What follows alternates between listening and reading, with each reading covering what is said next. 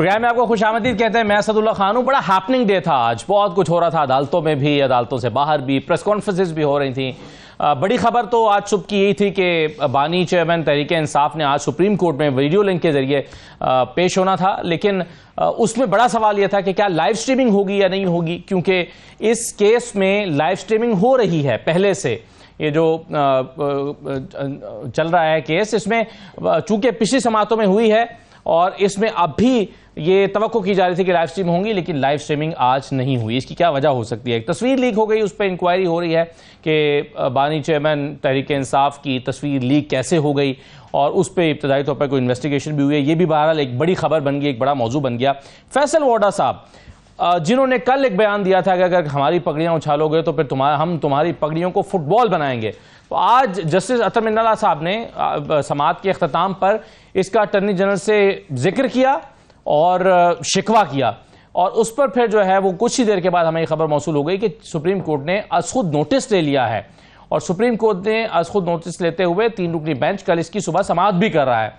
Faisal Voda साहब अलबत्ता कहते हैं कि जी मैंने जो कहा वो ठीक कहा, मैंने क्या गलत कहा है। तो इस पर भी बात करेंगे। जजेस की दोहरी शरीयत एक बड़ा मौजू बना हुआ है, इस पर आज भी प्रेस कॉन्फ्रेंसेस हुई हैं कि जी जजेस की दोहरी शरीयत होनी चाहिए या नहीं होनी चाहिए, क्यों होनी चाहिए, तो ये भी एक मौजू है, इस पर बात करते हैं। मोहसिन अख्तर कियानी साहब ने बड़े सख्त रिमार्क्स दिए हैं।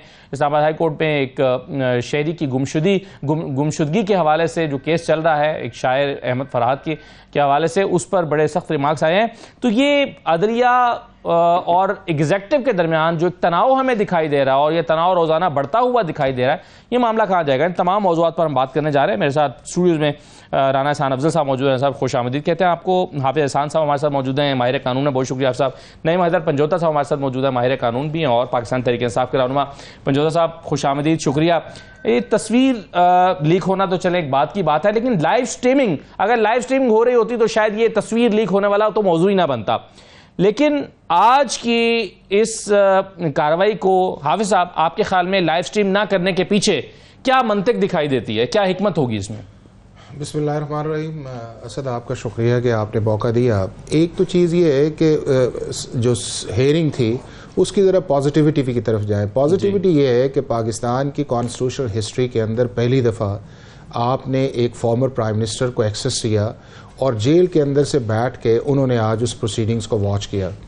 दूसरा, सुप्रीम कोर्ट ऑफ पाकिस्तान को ये क्रेडिट दें कि जब सुप्रीम कोर्ट ऑफ पाकिस्तान 2 चीज़ें करनी जा रही थी, लाइव ट्रांसमिशंस की, और यही बहुत सारे लोग थे जो इसके खिलाफ थे, और जब चीफ जस्टिस ऑफ पाकिस्तान ने प्रैक्टिस एंड प्रोसीजर एक्ट जो पार्लियामेंट ने पास किया तो उसको भी कहा गया कि इंडिपेंडेंस ऑफ जुडिशरी के ये खिलाफ है। और आज दोनों चीज़ें जो हैं वो आज हम सारे उस चीज़ को सपोर्ट कर रहे हैं कि सिर्फ आज एक हेयरिंग के अंदर लाइव ट्रांसमिशन नहीं आई या लाइव स्ट्रीमिंग नहीं आई तो हमने उस सारी प्रोसीडिंग्स को एक बहुत बड़ा क्वेश्चन मार्क किया है। तीसरा, उसकी ये प्रोसीडिंग पे तो क्वेश्चन मार्क नहीं है। आ गया ना, देखे ना कि आज कोई बात प्रोसीडिंग्स पे तो हो ही नहीं रही कि आज आर्ग्यूमेंट्स क्या थे या चीज़ क्या थी। मैं ये समझता हूँ कि आज अगर उन्होंने बुलाया था या उन्होंने इस सारे अरेंजमेंट्स को किया था, तो जब परसों से लेके आज सुबह 9 बजे तक आपने देखा है कि मीडिया के ऊपर या सोशल मीडिया के ऊपर एक और चल रहा था कि जी पता नहीं नेट ही ना फेल हो जाए, इंटरनेट कहीं जी जो जेल सुपरिटेंडेंट है वो ही ना इसकी हुकअप ही ना करे जी, और कहाँ ये कहा गया कि जी पता नहीं गवर्नमेंट इसके अंदर क्या करेगी, और इवन ये है कि कहा गया कि जी पता नहीं सुप्रीम कोर्ट के ऑर्डर की कंप्लायंस होती है कि नहीं। तो हमने सुप्रीम कोर्ट ऑफ पाकिस्तान को भी इन 2 दिन के अंदर जो है हमने अंडर एस्टिमेट होते देखा। अब ये है कि सुप्रीम कोर्ट ऑफ पाकिस्तान के चीफ जस्टिस ने जो ऑर्डर किया था उस ऑर्डर की आज सारों ने कंप्लायंस की। उस कंप्लायंस आने के बाद ये है, और मैं आपको बताऊं चूंकि मैं तो सुप्रीम कोर्ट का लॉयर हूं, हेयरिंग के 2 स्टेजेस होती हैं। एक हेयरिंग की स्टेज होती है जो लीव ग्रांटिंग स्टेज होती है, उसके अंदर तो रिस्पोंडेंट की जरूरत ही नहीं होती और सुप्रीम कोर्ट अगर प्राइमा फेसाई समझती है तो वो बुलाती है।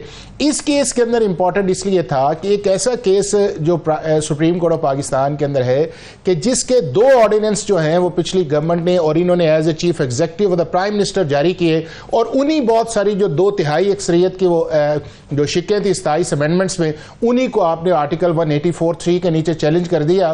तो इनका सुनना जो है बनता है, और इस सूरत के अंदर जो है कि जब आपका 3 मेंबर्स बेंच जो था उसने एक फैसला दिया और वो फैसला पार्लियामेंट की लेजिस्लेटिव कॉम्पिटेंसी पे है, और ये पार्लियामेंट का एक हिस्सा थे जिसके अंदर उन्होंने बाद में अंदर ज्वाइन नहीं किया। अब ये है कि आज वो जो पहला एंगल था कि क्या सुप्रीम कोर्ट ऑफ पाकिस्तान के अंदर मेंटेनेबिलिटी है या नहीं है, इस पे बात थी। लेकिन मैं ये समझता हूं कि अगर चीफ जस्टिस ने या सुप्रीम कोर्ट ऑफ पाकिस्तान ने अगर ऑर्डर कर दिया था और वो ऑडियो या वीडियो के ऊपर वो सारा प्रोसेस था, तो उसको लाइव स्ट्रीमिंग करने के अंदर कोई ऐसा इशू नहीं था। होनी चाहिए थी, लोगों को पता चलना चाहिए और ना था। होने में क्या मतलब, ये तो मैं आपसे पूछ रहा हूँ। मेरा ख्याल ये है कि शायद उन्होंने ये देखा हो कि जी अभी चूंकि जिस मामले को हमने जाके डिस्कस करना है या मेंटेनल बिल की बात है, तो चीफ जस्टिस या बेंच ने जो है वो जो भी मुनासिब समझा उन्होंने किया। लेकिन अल्टीमेटली देखना, आज जो फिर सुप्रीम कोर्ट ऑफ पाकिस्तान का ऑर्डर आया, उन्होंने फिर कहा है कि जो अगली डेट है उसके ऊपर भी मेक श्योर करें कि उनकी प्रेजेंस जो है मौजूद हो, और जब वो उसके अंदर जाएंगे और बोलेंगे तो डेफिनेटली सुप्रीम कोर्ट के साथ पूरा पाकिस्तान उसको देखेगा। लेकिन हमें इस इशू को इस लेवल तक नहीं लेके जाना चाहिए कि जिसके अंदर हम सारी सुप्रीम कोर्ट ऑफ पाकिस्तान की प्रोसीडिंग्स को या बेंच की प्रोसीडिंग को इस लेवल तक मार्क कर दें कि शायद अगर लाइव ट्रांसमिशन नहीं आई, स्ट्रीमिंग नहीं आई, तो सुप्रीम कोर्ट ने जो सवाल है ना, इतनी इंपॉर्टेंट प्रोसीडिंग्स थी, अगर लाइव लोग सुन रहे होते तो कितना देख अच्छा लेना होता। चाहिए। देखना कि अगर सुप्रीम कोर्ट ऑफ पाकिस्तान पिछले 4-5 माह से ये काम कर रही है और अगर इस केस के अंदर भी आ जाता, तो कोई ऐसी बात नहीं है कि जिसको हम ये कहें कि एक्स्ट्राऑर्डिनरी था। अगर नहीं आया, आइंदा वो कर लेंगे, लेकिन इस लेवल तक मेरा ख्याल है कि सुप्रीम कोर्ट ऑफ पाकिस्तान के मुतल्लिक जो प्रिजम्पशन क्रिएट करना है वो बात मुनासिब नहीं। राना साहब, सवाल तो ये उठ रहा है ना कि नैब तरामीम की जो प्रोसीडिंग्स चल रही हैं उसको अभी तक उसको लाइव स्ट्रीम किया गया है।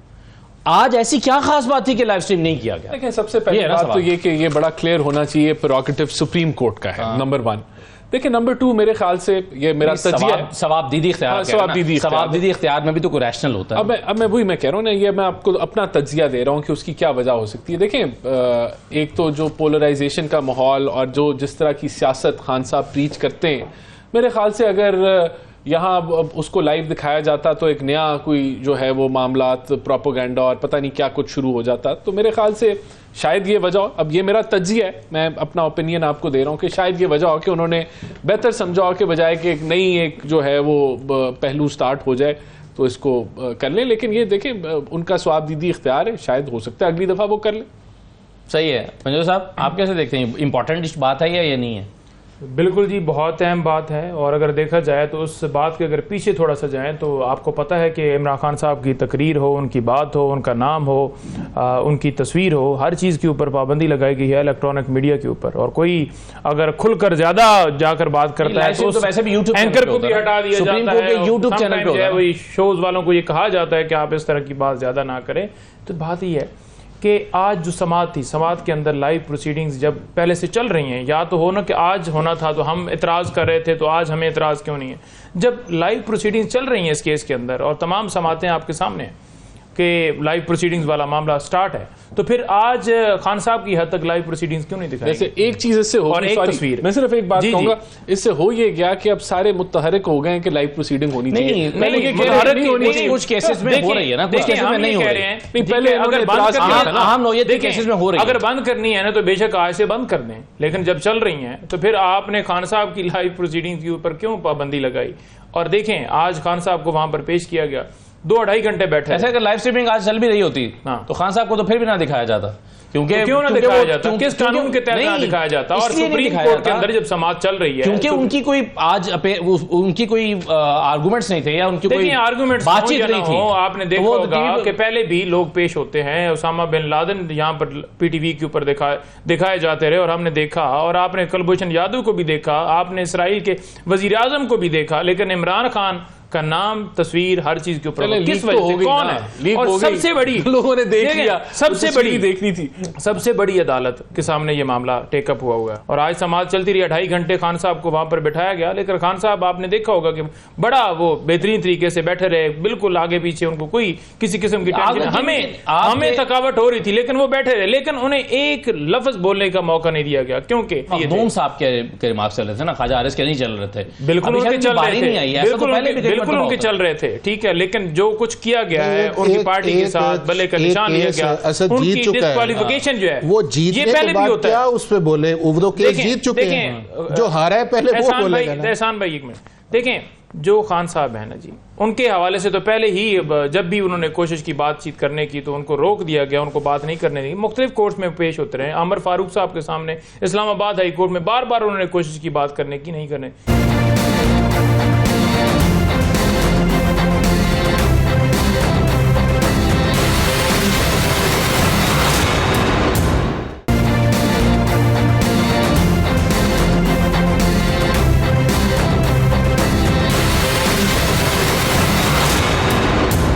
पंजोता साहब ये बताएं, उस सीट के ऊपर बैठा हुआ अगर कोई चीफ जस्टिस है, कला भी आज तस्वीरें बनाते रहे वहां पर। एक आपके एक ऐसे दोस्त भी हैं जो कमरा अदालत में तो क्लेम करते रहे साफियों को मिलकर कि हाँ मैं बनाई तस्वीर, बाहर जाके उन्होंने कहा कि नहीं मैं नहीं बनाई। तो ये क्या चक्कर है? तस्वीरें किसने बनाई है? एक से ज्यादा बनाई है वैसे। देखिए एक से ज्यादा तस्वीरें बनी हैं और अच्छा हुआ है कैमरे, साफियों को तो मोबाइल लेने की अच्छा हुआ है जिसने भी बनाई है, अच्छा किया, जबरदस्त अच्छा किया, बिल्कुल कानून तोड़ा है सर। क्या कानून तोड़ा? सुप्रीम कोर्ट के अंदर आप ये कंटेम्प्ट है? क्या कंटेम्प्ट है बताएं, किस लॉ के तहत मना है कि आप किसी की जो है लाइव ट्रांसमिशन के अंदर तस्वीर के ऊपर पाबंदी लगा सकते हैं और उसकी अगर कोई तस्वीर खींचता है तो उसके ऊपर आप ये आप कह रहे हैं कि ऐन कानूनी अमल है, सुप्रीम कोर्ट के कमरे अदालत में आप मोबाइल कैमरा इस्तेमाल कर सकते हैं। देखिए मैं तो ये समझता हूं कि ये गैर कानूनी अमल था कि आपने लाइव प्रोसीडिंग के ऊपर पाबंदी लगाई। नहीं ये तो बिल्कुल भी नहीं था, ये बिल्कुल गैर कानूनी तो नहीं है ना, वो तो उनका सवाबदीद क्या सवाबदीद है कि आप समाज के अंदर सिर्फ और सिर्फ जो है खान साहब की हद तक जब समात होगी तो उनको ना दिखाया जाए। और अगर आप ये समझते हैं कि समाज के अंदर जायज नहीं है तो जहां पर आज भी ये तस्वीर नहीं चल रही खान साहब की कहीं पर, यहीं भी कोई सो मोटो ले रहे हैं, यहीं पे कोई मामला उठा लें, ये ट्विटर के ऊपर ही कोई मामला उठा लें, ट्विटर पे ही कर लें कि उसके ऊपर क्यों पाबंदी लगाएगी। तस्वीर लीक हो रहा है, के अंदर घरों के अंदर कैमरे लगे हुए हैं, उसके ऊपर ही कोई सीरियस एक्शन ले लें। तस्वीर लीक होना कितना देखिए नईम मेरा बड़ा प्यारा भाई है और मेरे प्रोफेशन से भी है। हमें थोड़ा सा जो है ना चीफ जस्टिस ऑफ पाकिस्तान और chief justice of Islamabad high court उसका डेकोरम रहने देना चाहिए। वो हमारे चीफ जस्टिस हैं और इससे जिस तरह हम उन सारों को प्रेजेंट करते हैं, मेरा ख्याल है कि उसके अंदर जो पाकिस्तान के इंस्टीट्यूशंस का वक़ार है या पाकिस्तान के लोगों के अंदर एक इंस्टीट्यूशंस की जो क्रेडिबिलिटी है वो उसके अंदर बहुत बड़ा क्वेश्चन मार्क जो है वो आता है। और अल्टीमेटली रिलीफ भी उन्होंने लेना ना। अब देखें कल इस्लामाबाद हाई कोर्ट के चीफ जस्टिस को कहा गया कि रिज़ाइन करे, कल उन्होंने बेल ग्रांट की है जी। आज उस चीफ जस्टिस पे बात की जा रही है, चीफ जस्टिस ने खुद कहा कि जी आप आए, मैं उन्हें सुनता हूँ और डेफिनेटली वो उसके अंदर सुनेंगे। देखें चीफ जस्टिस जो है वो कोई जिस तरह कहें ना कि एक head of the justice system है, उसको इस तरह जो है। और हमने पिछले 2 साल से आप देख लें असद कि 2022 अप्रैल के जजमेंट से लेके किस पॉलिटिकल पार्टी ने किसी फैसले को एक्सेप्ट किया है, कोई एक देख लेना, चाहे वो इनकी फेवर में आया है चाहे इनकी फेवर के अंदर आया है। जिसकी फेवर के अंदर नहीं आया उसने सुप्रीम कोर्ट को भी क्रिटिसाइज़ किया, उसने जजेस पे भी क्रिटिसाइज़ किया और नौबत यहाँ तक पहुँच गई इस चीज़ के अंदर कि मेरा जज, आपका जज, उसका जज, फलाना जज।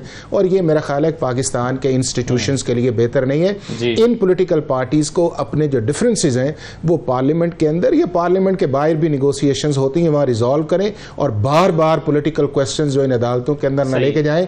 और दुनिया के अंदर ये असद अनप्रेसिडेंटेड है कि जिस तरह हमारी अदालतें जो हैं उसके मुतालिक बात की, किसी हमसाया मुल्क के अंदर देख लें, किसी और मुल्क के अंदर देख लें कि क्या चीफ जस्टिस को या अदालतों को इस तरह एड्रेस किया जाता है कि जिस तरह हम एड्रेस और फिर ये है कि हम उन्हें अपनी मर्जी के मुताबिक चलाना चाहते हैं। और यही से वो प्रॉब्लम है जहां से वो स्टार्ट होती है। इसको थोड़ा सा कूल डाउन करें for the sake of the country, for the sake of the institution, for the sake of the system and for the sake of the people of Pakistan. अब जो दूसरी चीज आपने कही है वो ये है कि अगर तो वो तस्वीर जो है या जो प्रोसेस जो है, अगर किसी जो वहाँ पे बैठे हुए थे लॉयर्स थे या जिस तरह आप जर्नलिस्ट हैं या कोई ऐसी चीज़ है, जनरली जो है सुप्रीम कोर्ट की प्रोसीडिंग्स जो है उसको जो है वो इस तरह कवर नहीं किया जाता। ये चीफ जस्टिस ने पहली दफ़ा की। अब अगर पिक्चर आई भी है उस चीज़ को तो ये कोई बहुत बड़ा इशू नहीं है कि जिसके अंदर हम ये कि हाँ एक सिर्फ इसके अंदर इशू है कि अगर सुप्रीम कोर्ट के इंटरनल स्टाफ की तरफ से कोई आई है तो वो उनका जो अपना SOP है उसकी वायलेशन और वो जो मर्जी फैसला करें। वकील ने किया तो आप समझते हैं कोई बड़ा इशू नहीं, मेरा ख्याल है कंटेम्प्ट ऑफ कोर्ट नहीं। एक आपने प्रोसीडिंग्स दिखाई या लॉयर्स बैठे हुए हैं, अगर किसी ने कर ली है और उसको वायरल कर दिया है तो कोई ऐसा इशू नहीं है कि इस इशू के ऊपर हम ये कहें कि शायद पाकिस्तान के सुप्रीम कोर्ट का कंटेम्प्ट ऑफ कोर्ट के अंदर जाके को बड़ा तकद्दुस जो है वो मजरू हुआ है। कोई ऐसी बात नहीं है। लेकिन अल्टीमेटली ये है कि हमें उस डेकोरम की तरफ मिनिमम जाना चाहिए जिसके अंदर हम पाकिस्तान और पाकिस्तान के जजेस की वो रिस्पेक्ट लेके आए। हाँ एक चीज़ है, बहुत इंप्रूवमेंट की गुंजाइश है। जजेस के प्रोसेस को बेहतर होना चाहिए, प्रोसिक्यूशन को बेहतर होना चाहिए। और दूसरा मेरा ख्याल ये कि जिसकी तरफ आपने बार बार उस स्टेटमेंट की तरफ भी इशारा किया है, अगर अटॉर्नी जनरल ऑफ पाकिस्तान ने उसको क्लैरिफाई कर दिया है तो उसके बाद ये था कि उसको देख लेते और अगर उसके बाद सेटिस्फाई नहीं होती उन चीज़ों के अंदर तो फिर बात को आगे बढ़ाना चाहिए। बट बात कर रहे हैं हाँ उसके अंदर है। और अगर फिर भी सुप्रीम कोर्ट ऑफ पाकिस्तान ने लिया है तो हमें उन पर ट्रस्ट करना चाहिए। वो सुप्रीम कोर्ट का और उनका मैटर है, उसको इस लेवल पर पर क्रिटिसाइज उस लेवल पे नहीं जाना चाहिए कि जिस तरह ये आज खुद नोटिस लेने की जरूरत नहीं थी। नहीं, मैं ये नहीं कह रहा उस चीज के अंदर, लेकिन मैं ये कह रहा हूं कि जिस तरह हम उस चीज को पोज कर रहे हैं ना, और पोज करके ये कह रहे हैं कि एक तरफ उस चीफ जस्टिस को जो है हम कह रहे हैं कि आज उसने अगर लाइव स्ट्रीमिंग नहीं की तो उससे पता नहीं क्या हो गया, और हम उस बेंच के अंदर चीफ जस्टिस को जो है वो प्रोमिनेंट उस चीज के अंदर कर रहे हैं। और अगर दूसरी चीज के अंदर गई है तो फिर हमें जुडिशरी जो भी इस प्रोसेस के अंदर जाए, जिस तरह भी जाए, हमें उसके ऊपर ट्रस्ट करना चाहिए। ठीक है, फैसल वाडा साहब का आपने जिक्र किया, जरा मैं एक दो चीजें उनकी शेयर कर लेता हूं। एक तो फैसल वाडा साहब ने बुनियादी तौर पर इस्लामाबाद हाईकोर्ट को खत लिखा हुआ था और कहा था कि बताया जाए कि क्या कॉरेस्पॉन्डेंस हुई थी जब एक जज साहब ने बताया था कि मेरी दोहरी शरीयत या ग्रीन कार्ड के हवाले से उन्होंने डिटेल्स दी थी। तो ये एक इस्लामाबाद हाई कोर्ट ने फैसल वाडा को रजिस्ट्रार की तरफ से ये जवाब दिया गया है, या आप अगर स्क्रीन पर खत भी देख लीजिए, वो भी देख लीजिए, जो जवाब है इस्लामाबाद हाई कोर्ट की तरफ से रजिस्ट्रार की तरफ से फैसल वाडा को, जिसमें डिटेल्स बताई गई हैं कि कब कब किस कौन सी डेट का लेटर था और क्या उसको जवाब दिया गया।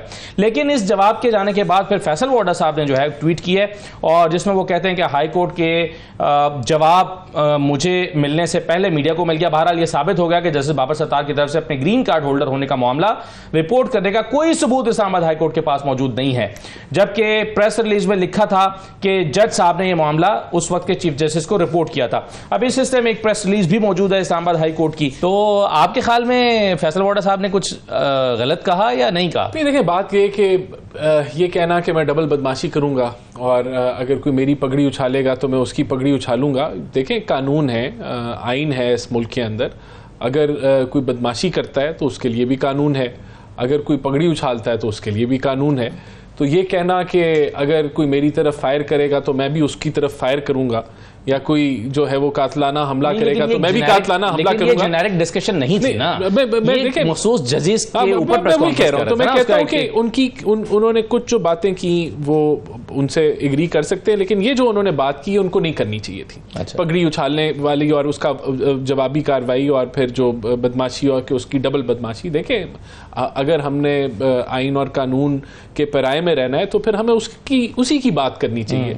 तो टिट फॉर टैट वाला कानून नहीं है। उछाली थी कि फैसल वाडा साहब को ये प्रेस कॉन्फ्रेंस करनी पड़ी होगी। देखिए, तो आप उनसे पूछें, ये कोई हमारे कहने पे तो उन्होंने प्रेस कॉन्फ्रेंस नहीं की, उनकी अपना वो दिल कर रहा होगा इस मौजू के ऊपर बात करने के लिए, तो उन्होंने बात कर ली और वो अपना स्टैंड ले रहे कि मैं बिल्कुल ठीक कह रहा हूं। तो ठीक है, कल अगर जब उनको बुलाएंगे तो अपना जवाब देंगे। अटॉर्नी जनरल कह रहे थे कि उन्हें ये नहीं कहना चाहिए था। चलिए, मैं आप साहब की और प्रजोदर साहब की इस पर राय लेता हूं। देखिए, आखिरकार अटॉर्नी जनरल ने भी बात की, अतात तारड़ साहब ने भी बात की, उन्होंने एक जो है मैं कहता हूं तहजीब के दायरे में बात की। तो अल्फाज का चुनाव बड़ा मैटर करता है। तो वो आप उस पैराए में भी बात करें तो अच्छी बात है। तो मैं तो कम से कम बदमाशी और डबल बदमाशी को मैं नहीं सपोर्ट करूं। एक छोटा सा ब्रेक लेते हैं, ब्रेक के बाद वापस आते हैं।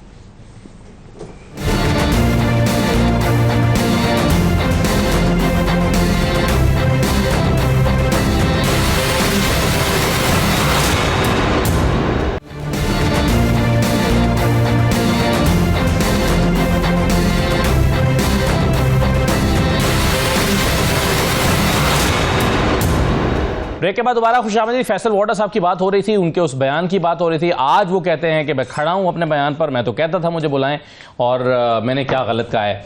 तो हाफिज एहसान साहब, कुछ गलत कहा है फैसल वाडा साहब? देखें असद, जो चॉइस ऑफ वर्ड्स है वो बड़ा मैटर करते हैं। और इसके लिए बंदे को बड़ा सिलेक्टिव होना चाहिए। और ये वो जो वर्ड्स ऐसे नहीं है कि आपने बात की और एयर के अंदर आपकी बात चली गई, आज नहीं है तो कल उसके सामने आएगा, परसों उसके सामने आएगा। लेकिन हुआ ये है कि हमारे पॉलिटिशियंस का या हमारा जो एक नैरेटिव पिछले 2-2.5 साल से आप देखें ना कि किस लेवल पे चला गया है, और उसके अंदर हम किसी चीज़ को जो है ना वो फॉरगिव करने के लिए, जिस तरह होता है ना कि आपको मैच या बॉल खेल रहे हो क्रिकेट का, तो बाज़ चीज़ें आप लेफ्ट कर देते हैं कि यार हर बात पे जो है ना चौका छक्का जो है बॉल पे बनता नहीं है, आप उसे कर दें। और यही वो प्रॉब्लम, आप सिर्फ फैसल वाडा ने तो ये आपके सामने आया है, और जिसके अंदर आप औरों के भी प्रेस कॉन्फ्रेंसेस अगर आप देखेंगे तो उसके अंदर वो जो एक एग्रेशन आपको नजर आएगा, उसके अंदर एक चीज़ ये आएगी नजर, ये कि एक डोमिनेंसी नजर आएगी, इन्फ्लुएंस करने वाली बात आएगी। तो हमारे पॉलिटिशियंस को, पार्लियामेंटेरियंस को अवॉइड करना चाहिए। और जजेस के ऊपर 3 प्रेस कॉन्फ्रेंसेस कल हुई थी। कल तलाल चौधरी साहब ने भी की थी, कामरान टसूरी साहब ने भी की थी। आज ओन चौधरी साहब ने भी की है, प्रेस कॉन्फ्रेंस में मुस्तफ़ा कमाल साहब ने भी की है। तो प्रेस कॉन्फ्रेंसेज जो हैं वो इस मौजू पर अब काफ़ी सारी हो रही हैं। नहीं तो ये अगर ये आई है इस चीज़ के अंदर, तो जो चॉइस ऑफ देखें ना कि आपका मेरा या सबका एक इस्तेकाक है कि हम विद इन द पैरामीटर्स जो है कॉन्स्टिट्यूशन के हम क्रिटिसाइज कर सकते हैं कि जजमेंट ठीक नहीं है, प्रोसेस ठीक नहीं है। आप किसी को रोक तो नहीं सकते ना कि अगर एक ने प्रेस कॉन्फ्रेंस किया जी हफ्ता कोई प्रेस कॉन्फ्रेंस ना करे, लेकिन विद इन द पैरामीटर्स या विद इन द डिसेंसी जो है वो बड़ा एक वैसे साहब आपको थोड़ी हैरत होती है कि एक फैसला आया था सुप्रीम कोर्ट का, उस पर लोगों ने तनकीद की, उसमें कुछ सहाफियों ने भी तनकीद की और नोटिस हो गए। कौन से JIT बन गई, अभी जो पिछले दिनों JIT बनी है, JIT बन के नोटिस हुए, सहाफियों को भी नोटिस हुए। बाबर सत्तार साहब के खिलाफ इतनी कैंपेन चली, आपको नहीं हैरत हुई कि उन पे हुकूमत ने कोई JIT नहीं बनाई? नहीं देखे ना उससे आप मुतालबा करते हैं? अच्छा, ये आपको पता है कि जो बाबर सत्तार साहब के पास वीडियो लीक्स का केस चल रहा है, ये सारा जो था, ये तो पहले गवर्नमेंट ऑफ पाकिस्तान ने कमीशन बनाया था और उस कमीशन के अंदर जस्टिस काजी फायज ईसा को उन्होंने हेड किया था, जस्टिस आमिर फारूक उसके अंदर शामिल थे, उसके बाद चीफ जस्टिस बलोचिस्तान थे। तो उस वक्त सुप्रीम कोर्ट को कंटिन्यू कर देना चाहिए था ना। क्यों सुप्रीम कोर्ट आज भी वो ऑर्डर जो कमीशन का है सुप्रीम कोर्ट ऑफ पाकिस्तान ने सस्पेंड किया हुआ है, तो चलने देते उस चीज को। अगर उस लेवल के ऊपर, अगर उस दौर के अंदर वो सारी जो वीडियोस थी जो आपने भी सुनी है, सारा उसको प्रोब हो जाता कि किसने किया है, किसका ऑब्जेक्टिव है, तो शायद आज मेरा ख्याल इस्लामाबाद हाई कोर्ट को वो नौबत ना आती।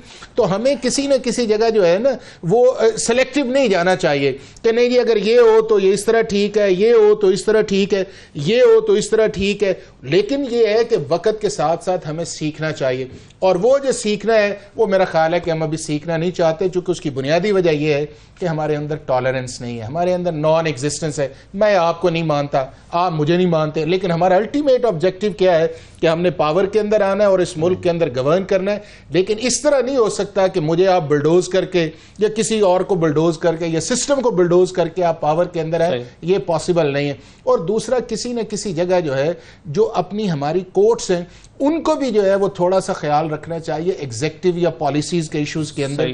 अभी आप देखें ना पंजाब के अंदर जो है मोटरसाइकिल्स के ऊपर जो है वो कॉग्निजेंस आ गया है कि जी मोटर जो इलेक्ट्रिक बाइक है उस तरह की उस चीज़ों के अंदर आई है।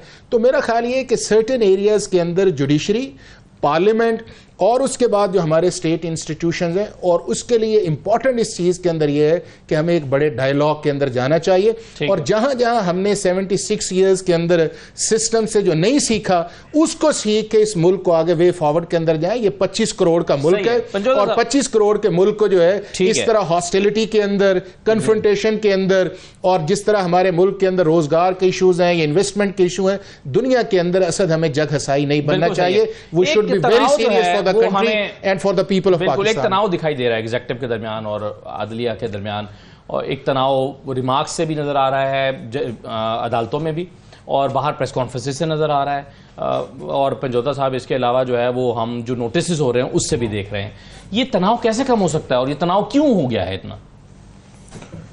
देखें, पहली बात तो यह है कि जो बात हो रही है मैं उसका थोड़ा सा उसको कंटिन्यू करके फिर इसमें मैं आऊँगा।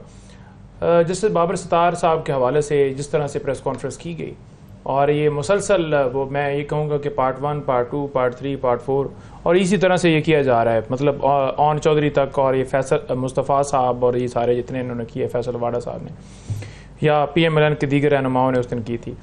तो उसके अंदर आप देखें कि किस तरह मुनज़्ज़म तरीके से इस चीज़ को एक टारगेट करते हुए उस जज साहब के हवाले से ये बात की गई है कि दोहरी शरीयत जो है वो जैसे जुर्म है। आईने पाकिस्तान के अंदर नहीं किसी जगह के ऊपर कहीं पे लिखा हुआ कि कोई जज जो है वो दोहरी शरीयत वाला जो है वो नहीं बन सकता। तो ये डिस्क्वालिफिकेशन नहीं है कि इसके लिए आपकी दोहरी शरीयत है तो आप जज नहीं बन सकते, नंबर 1। और नंबर 2, जब सुप्रीम जुडिशल काउंसिल में ये मामला गया था जज साहब की तैनाती वाला, तो उस वक्त ये जो ग्रीन कार्ड है इनकी वो ग्रीन कार्ड है, दोहरी शरीयत नहीं है, ये गलत है। ग्रीन कार्ड दोहरी शरीयत नहीं है और ग्रीन कार्ड की मालूमात उन्होंने दे रखी अपॉइंटमेंट के वक्त। तो सुप्रीम जुडिशल काउंसिल ने उनके सामने सारा ये मामला गया था और उसके बाद इनकी तैनाती हुई थी। और ये बात, ये रिमार्क सारे जो 6 जजेस वाला लेटर है उसके अंदर जस्टिस अतर मनल्ला साहब ने ये उसके अंदर ये सारी वजाहत दी है। अब तीसरी बात ये रहेगी, ये तो सारी चीज़ें ख़त्म हो गई। ये जो बात की जा रही है कि तासर दिया जा रहा है कि जैसे एग्जेक्टिव में और जुडिशरी में कोई लड़ाई है। देखिए, यहाँ पर लड़ाई वाला मामला नहीं है। मैंने तो तनाव का लफ्ज़ इस्तेमाल किया है। देखें, तनाव भी अगर आप कहें ना तो कोई ऐसी सूरत हाल नहीं है कि जुडिशरी जो है उसने अपना काम करना है। अगर किसी इदारे के अंदर कोई दूसरा इदारा मुदाखलत करता है जो कि आईने पाकिस्तान इजाज़त नहीं देता और वो इदारा कहता है कि आप मुदाखलत ना करें, तो इसे तनाव नहीं कहेंगे। मैं एक सिर्फ इसमें कहना चाहूँगा कि जो हमारी सुप्रीम कोर्ट या हाई कोर्ट की ऑब्जर्वेशंस जो हैं पिछले 12-14 साल से आई हैं, अगर वो ऑब्जर्वेशन आप ऑर्डर का हिस्सा नहीं बना सकते या अपने ऑर्डर के अंदर नहीं लिख सकते तो फिर उन ऑब्जर्वेशन से अवॉइड करना चाहिए। और यही दुनिया भर के अंदर है कि दुनिया के अंदर जजेस कम बोलते हैं, ज़्यादा सुनते हैं। हमारे मुल्क के अंदर ये आया हुआ है कि जजेस जब बोलते हैं और इंटरेक्ट करते हैं, और इस तरह की मीडिया कवरेज दुनिया में है ही नहीं है कि जिस तरह हमारे मुल्क के अंदर है, कि इवन ये है कि हम जजेस के लहजे को भी कोट करते हैं अपनी उस रिपोर्टिंग के अंदर कि जज साहब बड़े गुस्से में थे और जज साहब सीट से पीछे हट गए और जज साहब आगे उसके अंदर चले गए। और फिर अगर लॉ ऑफिसर्स आए हम उनको भी कहते हैं कि वो डिफेंसिव चला गया, जो आगे चला गया। और दूसरा ये है कि जब अल्लाह ताला ने एक सेकंड, अल्लाह ताला ने एक जज जो है दुनिया में कहीं पर जज एक सेकंड किसी को डांटते भी तो नहीं, किसी की इंसल्ट भी तो नहीं करते, इंसल्ट भी नहीं करते। तो यहाँ पर जब इंसल्ट करेंगे आज भी एडवोकेट जनरल बोलने लगे लॉ ऑफिसर्स को, जब लॉ ऑफिसर्स को इंसल्ट करेंगे तो रिपोर्ट तो होगा ना। अल्लाह ताला ने मुझे एज ए जज इस कलम के अंदर ताकत दी है तो मैं उसको इसके ऊपर लिखूं ना, सही है। और वो मेरा जो ऑर्डर है वो चैलेंजेबल भी है, मेरे पास अनब्रिडल पावर नहीं है। नहीं, रिपोर्टिंग गलत की। और दूसरा ये है कि जो हम ये एक कॉन्सेप्ट बनाए बैठे हैं ना कि जुडिशरी को बहुत इंडिपेंडेंट होना चाहिए। जुडिशरी जो है वो अंडर द कॉन्स्टिट्यूशन है। इंडिपेंडेंस ऑफ जुडिशरी का दुनिया में किसी जगह कोई कॉन्सेप्ट नहीं है। क्या मुराद है?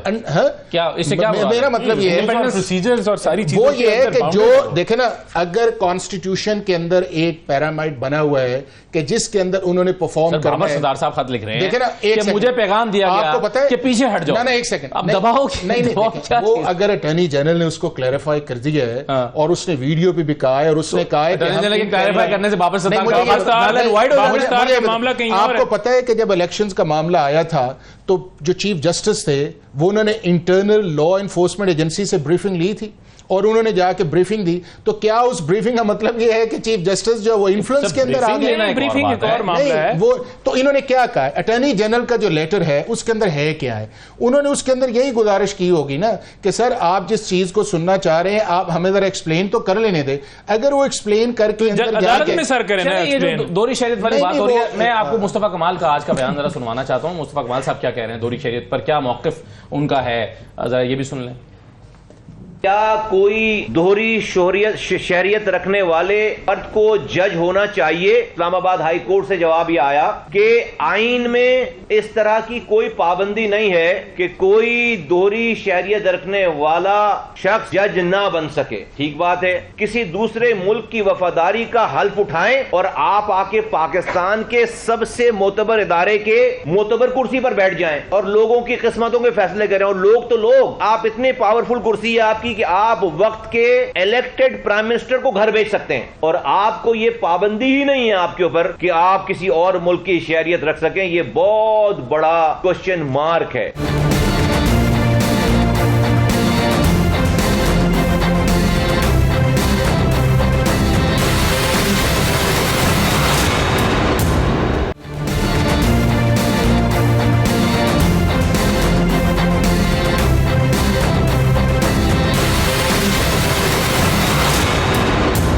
राना साहब, अब जो दोहरी शहरियत का मामला है इस पर तो डिबेट हो सकती है, यहां पे भी हो सकती है, पार्लियामान में भी हो सकती है, अदालत में भी हो सकती है, बाहर भी कहीं हो सकती है, प्रेस कॉन्फ्रेंस में भी हो सकती है कि दोहरी शहरियत वाले को जज बनना चाहिए या नहीं बनना चाहिए।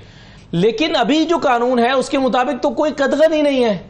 ये तो फिर आपका काम है कि इस पे कानून बनाए। नहीं, बिल्कुल ठीक कह रहे हैं। अब अगर कानून नहीं है तो और कोई कदगन नहीं है तो ये अभी इशू नहीं है, लेकिन ये पब्लिक डिबेट का अब हिस्सा बन गया ना, क्योंकि दोहरी शहरियत के ऊपर पहले सियासतदानों पे उंगली उठती रही है। आपको याद होगा इकामा पे मियां नवाज शरीफ को निकालो और किस तरीके से सियासतदानों के लिए तो कानून मौजूद है ना। बिल्कुल, मैं वही कह रहा हूं, कानून नहीं है। लेकिन पब्लिक डोमेन में ये डिबेट में कह रहा हूं, मैं ये नहीं कह रहा कि इस बुनियाद पे अब आप जो है कोई वो करें। अगर कानून में, ये तो मैं क्योंकि लॉयर नहीं हूं, ये बेहतर बता सकते हैं कि अगर कानून कानून नहीं है ऐसा कोई, तो फिर उसमें कोई कदर अगर नहीं। आज कानून ले आएंगे, बिल्कुल लाना चाहिए, तो अगर लाना चाहिए और आ जाए तो उसके बाद कोई जज नहीं लग सकता। बिल्कुल बिल्कुल, ये कानून मेरे ख्याल से तो होना चाहिए, क्योंकि जहां सियासतदानों के ऊपर यही वजह है कि आप जहां मुल्क के फैसले कर रहे हैं, मुल्क की डायरेक्शन का तयन कर रहे हैं, और यहां जज जो हैं, जो लोग मुल्क के लिए फैसले कर रहे हैं, उनके मुस्तकबिल का तयन कर रहे हैं, तो फिर दोनों पे अप्लाई होना चाहिए। तो अगर अभी कदगर नहीं है तो इसके ऊपर होनी चाहिए, मेरा ये ख्याल है। किस जज की बात हो रही है दोहरी शरीयत की?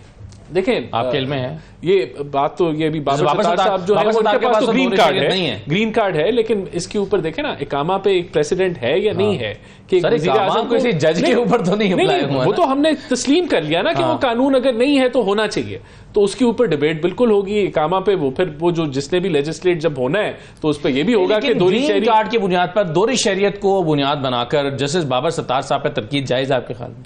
देखिए मेरे ख्याल से, क्योंकि नंबर एक उनके पास वो दोहरी शरीयत का हामिल नहीं है, नंबर दो ऐसा कोई कानून मौजूद नहीं है जो दोहरी शरीयत को रोकता हो। देखिए कानून का तो फिर हो रही है, जैसे बाबर सत्तार पर क्या है? उसकी वजह ये है कि आपने जब जो हाईएस्ट ऑफिसर है आपके जो सीट है वज़ीर आज़म की, वो इस चीज पे फारिग हो चुके हैं, तो इसलिए डिबेट जो है वो पब्लिक डोमेन में, ये डिबेट तो फिर होगी ना कि ये होनी चाहिए या नहीं होनी चाहिए और क्यों है, और अगर थी तो पहले इसको डिस्क्लोज नहीं किया गया। जस्टिस बाबर सत्तार गिल्टी है इस मामले में?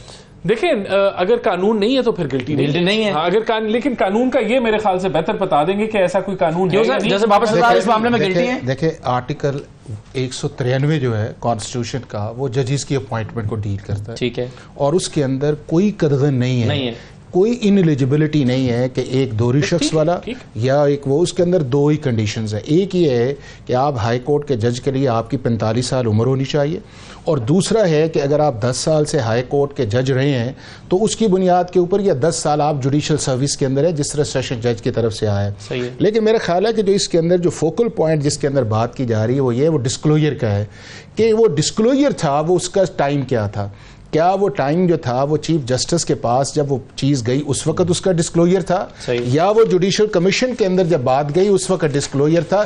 ये बात नहीं हो रही कि 193 का जो क्वालिफिकेशन या डिसक्वालिफिकेशन है। और मेरा ख्याल ये है कि जब चीफ जस्टिस जो इस्लामाबाद हाई कोर्ट के थे और अभी सुप्रीम कोर्ट के अंदर बैठे हैं, अगर उन्होंने बात क्लियर कर दी है उस चीज के अंदर कि ये जुडिशियल कमीशन के अंदर बन गया था, तो बात मेरा ख्याल है वहां पर खत्म कर देनी चाहिए। डिस्क्लोजर करना जरूरी है। नहीं, वो तो ये है ना कि आप किसी जिस तरह आप इनकम टैक्स रिटर्न्स के अंदर जो है आपकी हर चीज को डिस्क्लोजर नहीं किया गया, तो डिस्क्लोजर का ये इशू, अगर वो डिस्क्लोजर का इशू जो है उसको वेरीफाई हो जाता है कि जब उनका वो चीज पॉइंट आ गया ना, ये देखें ना पॉइंट कहां आ गया। मेरे हाथ में प्रेस रिलीज है, मैं आपको राना साहब पढ़ के सुना देता हूं। इसमें लिखा है इस्लामाबाद हाईकोर्ट की प्रेस रिलीज में कि justice Babar Sattar has never had any nationality other than that of Pakistan, number 1। दूसरा वो लिख रहे हैं prior to justice Sattar's elevation as a जज of Islamabad high court he had reported to chief justice Islamabad high court that he was a Pakistani national and had a green card that allowed him to travel to the US without a visa. ये बात उन्होंने Islamabad high court को उस वक्त बताई थी और Islamabad high court अपनी प्रेस रिलीज में बता रहा है। ये रिपोर्ट हुआ है, इस्लामाबाद हाई कोर्ट अगर वो कह रहा है तो आप डाउट करने का क्या आपके पास? और उसका कोई डॉक्यूमेंट है तो ठीक है। अगर देखे ना, बात यह है कि हमें एक्सट्रीम व्यू नहीं ना लेना चाहिए कि जी अगर एक किसी ने बात यह है कि अगर डिस्क्लोजर जो है वो हुआ है एट द टाइम, या जिस तरह इस लेटर के अंदर रिफ्लेक्ट होता है, तो बात खत्म नहीं, बात खत्म होगी उस चीज के अंदर। इस बात को अब आगे नहीं जाना चाहिए उस चीज। हाँ, दूसरी उस चीज के अंदर नहीं, अगर उसको आपने करना है तो फिर आप 193 के अंदर सर्टेन डिस्क्वालिफिकेशंस रख दें कि जी उसके लिए जो है कि आपकी दोहरी शरीयत या आपके पास अकामा या आपके पास ग्रीन कार्ड नहीं होना चाहिए। लेकिन इस मुल्क को थोड़ा सा मेरा ख्याल है आगे लेके चलें, और जजेस को भी जरा खुला दिल कर लेना चाहिए, पॉलिटिशियंस को भी खुला कर देना चाहिए, और क्रिटिसिज्म भी किसी खास हद तक हो। इस हद तक नहीं है कि आप चीजों को ड्रैग करके उस तरह लेके जाएं कि जिसके अंदर फिर आपके पास पॉइंट ऑफ नो रिटर्न आए। सर, एक तो मैं आपको ओन चौधरी साहब को भी सुनवा दूं, इतने लोगों को सुनवाया तो चले ओन चौधरी साहब को भी सुन लीजिए वो क्या फरमा रहे हैं। उन्होंने भी आज एक प्रेस कॉन्फ्रेंस की है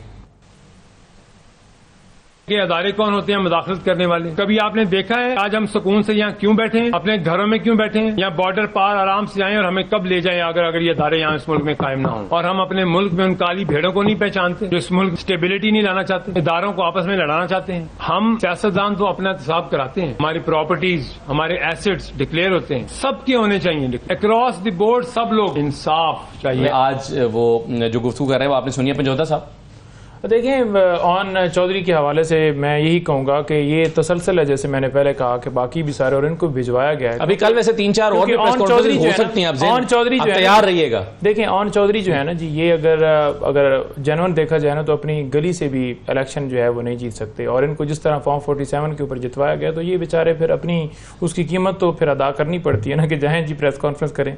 और जहां पर ये बात कर रहे हैं जी कि सिक्योरिटी इदारे और जो बॉर्डर्स की बात कर रहे हैं, महाज की बात कर रहे हैं, तो वो बिल्कुल ठीक है जी, उसको कौन नहीं कह रहा कि वो गलत बात है, बल्कि हम तो ये कह रहे हैं कि हर एक को अपनी जुरिस्डिक्शन में रहना चाहिए। क्लियर, आप आज कहते हैं ना जब आपकी हुकूमत थी तो एक अच्छा हाइब्रिड निजाम चल रहा था। आपको पता है वर्ल्ड बैंक ने उसको अप्रिशिएट किया। वो जो फिर आपके आया था जो लोकस्ट के अंदर भी आए वो, और अगर इकोनॉमी के अंदर SIFC बन गई है और उनके साथ मिलकर कर रहे हैं तो उसमें हरज क्या उस चीज के अंदर जो देखिए मसला कहां से हुआ, मसला कहां से हुआ? मसला ये नहीं हुआ कि बाबर स्टार ने कोई इमरान खान को जमानत दे दी है या तारक जंगीरी जो है उसने बड़े फैसले कर दिए और इमरान खान बाहर आ गए हैं और वो मुल्क के वजीर आजम बन गए हैं। आप सूरत हाल तो देखें, हमारा इलेक्शन चोरी हो गया, इलेक्शन के ऊपर आज तक कोई पिटीशन डिसाइड नहीं हुई। आप देखिए कि इमरान खान के ऊपर 200 केसेस बना दिए गए जिनमें बेंच बनते हैं, बेंच टूट रहे हैं। कहां पर रिलीफ आप देख रहे हैं कि अदालतें जो हैं वो बड़ा इन्होंने सब जजेस ने बड़े फैसले दे दिए हैं या इनके खिलाफ दे दिए हैं, इनको डिस्क्वालीफाई से क्वालिफाई कर दिया गया और हमारी डिस्क्वालिफिकेशन की दरखास्त।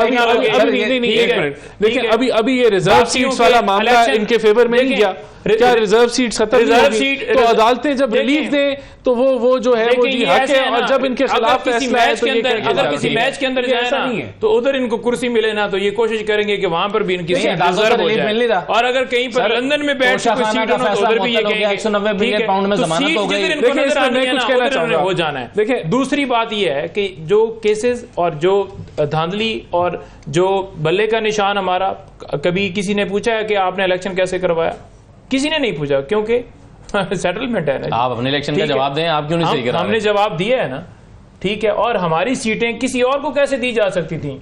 अब ये कह रहे हैं जी कि इनकी सीटें इनको वापस मिल गई हैं। पहले आप बताएं ना कि आपको उन सीटों के बगैर हमें हमारी सीटें नहीं दी गई, और जहां पर इलेक्शन हुई, जहां पर सीटें दी नहीं गई हैं, उनकी नुमाइंदगी के बगैर कैसे सेनेट के इलेक्शन हो गए, कैसे प्रेसिडेंट के इलेक्शन हो गए, कैसे सारा प्रोसेस हो गया? जहां पर आपको नजर आया कि आपका बेनिफिट है वहां पर। वैसे राणा साहब ये एक बड़ा टेक्निकल क्वेश्चन है कि अगर फर्ज करें फैसला रिवर्ट हो जाता है और ये सीटें इनको मिल जाती हैं सुन्नी इत्तेहाद काउंसिल को, तो फिर ये सारे इलेक्शन दोबारा होंगे? बिल्कुल नहीं, मेरे ख्याल से पहले तो फैसले का इंतजार करना चाहिए कि क्या होता है। जो उसमें मैंने पहले भी शायद ये कहा है कि जो डिसेंटिंग नोट था इलेक्शन कमीशन के एक मेंबर का, उन्होंने भी कहा था कि इनको तो नहीं मिलती जिस तरह के इनके अदालत में चला गया ना। नहीं, लेकिन देखिए बात ये है कि मेरा नहीं ख्याल कि कोई भी इलेक्शन दोबारा होगा या वो कलादम हो जाएगा। ये चीज उस वक्त के जो आईनी मंतकी तौर पे होना नहीं चाहिए। देखिए उस वक्त अगर सारा नहीं, इसमें लॉजिक सुने ना। हाँ। जो आईनी तौर पे आजाद अदारे थे, इलेक्शन कमीशन ऑफ पाकिस्तान जिसका मैंडेट है, उसने ये फैसला किया। जो पेशावर हाई कोर्ट था उसने ये फैसला किया। सुप्रीम कोर्ट का फैसला तो सबके ऊपर मेरे ख्याल से सुप्रीम कोर्ट जब फैसला करेगा, सुप्रीम कोर्ट का फैसला बल्ले वाला जो है वो किसने फैसला किया है?